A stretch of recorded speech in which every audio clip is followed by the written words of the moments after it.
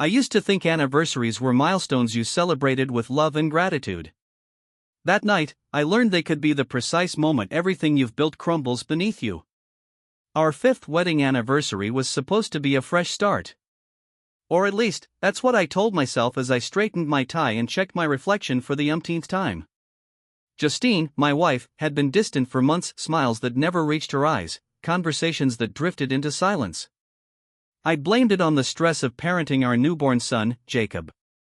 But deep down, something gnawed at me, a quiet fear I couldn't name.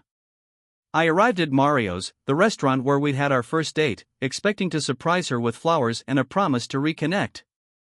Instead, it was me who got the surprise. From the corner booth, I watched Justine step inside.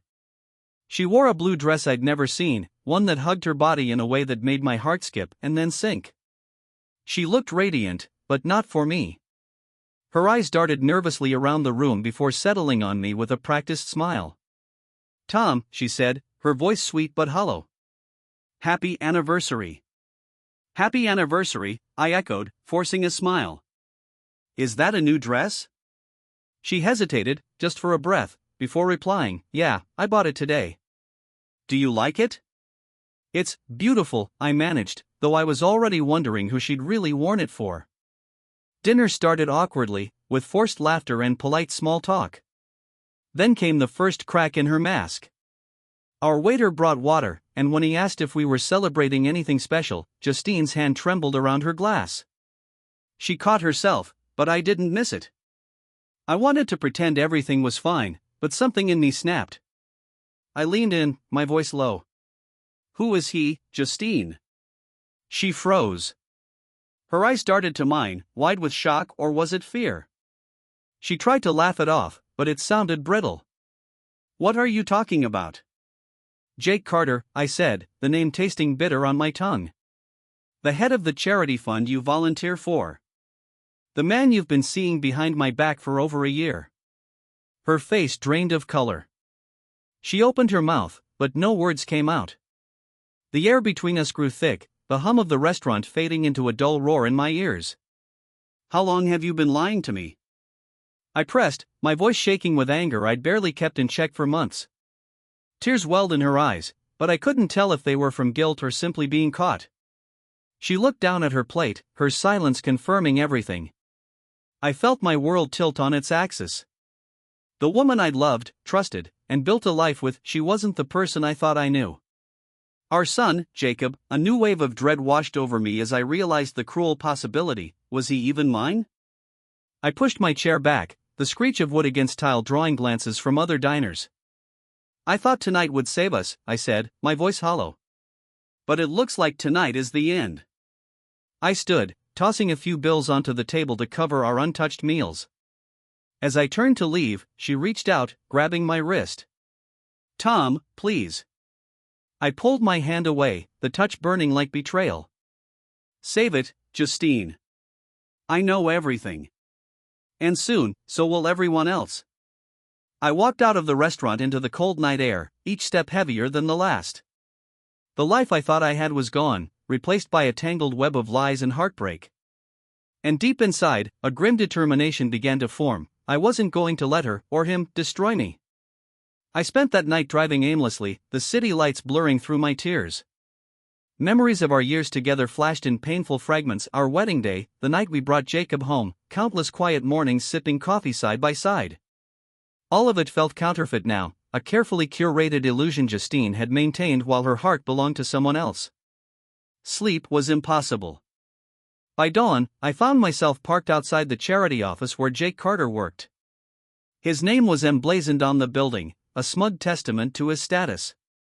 I imagined him inside, sitting behind his polished desk, basking in his self-importance. The thought of him touching my wife sent a spike of rage coursing through me. I wasn't there for a confrontation, I was there to confirm what I already knew. When I saw Justine's car pull into the parking lot hours later, I realized she hadn't come home at all. She emerged, hair tousled, adjusting her skirt, looking over her shoulder like a guilty teenager sneaking out after curfew. That was all I needed. I returned home to our eerily quiet house and began gathering evidence. The private investigator I'd hired weeks ago had already sent me photos, Justine and Jake meeting at hotels, kissing in his car, sneaking out of the charity's back entrance. I compiled everything into a folder labeled simply, Truth. I called my lawyer, who had been on standby since I first suspected the affair. He listened patiently as I laid out the full story, then told me it was time to file for divorce. "We'll request a paternity test," he added, not unkindly. The words stung more than I expected. I realized how desperately I needed to know if Jacob was mine or yet another casualty of her betrayal. That evening, Justine came home as if nothing had happened.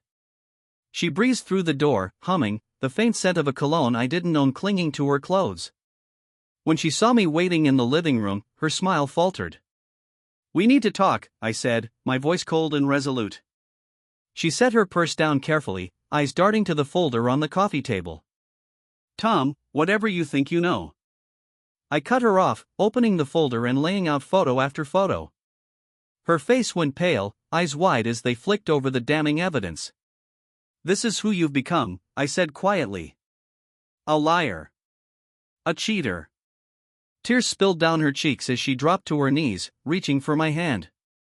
"Tom, please, I can explain." "No," I said, pulling my hand away. "I loved you with everything I had. I would have forgiven anything if you'd come to me. But you chose him. And now you can have him." I told her about the divorce papers already in motion, the paternity test I'd demanded, and my intent to seek full custody if Jacob was mine. She tried to protest, but her words felt like poison. She spoke of love, but all I heard was manipulation. Finally, she stood, anger replacing her tears. "You think you can just throw me away? I've sacrificed so much for this family." I laughed bitterly. "What family?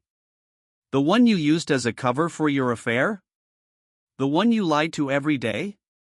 As she stormed upstairs to pack a bag, I felt strangely calm. I'd always imagined that if I lost her, it would break me. But instead, I felt free. The foundation of my life might have crumbled, but I could rebuild, stronger, wiser. The next morning, she was gone. Her side of the closet was empty, the house echoing with an unfamiliar silence. I stood in Jacob's room, watching him sleep peacefully. I didn't know if he was mine by blood, but I already knew he was mine by heart. I resolved to fight for him, no matter what the test said. Because he deserved better than the web of lies Justine had spun. And so did I. As I looked out the window at the sunrise breaking over the horizon, I realized I was witnessing the first light of a new chapter. One I'd write myself, unburdened by betrayal. One where love, if it ever came again, would be earned and cherished.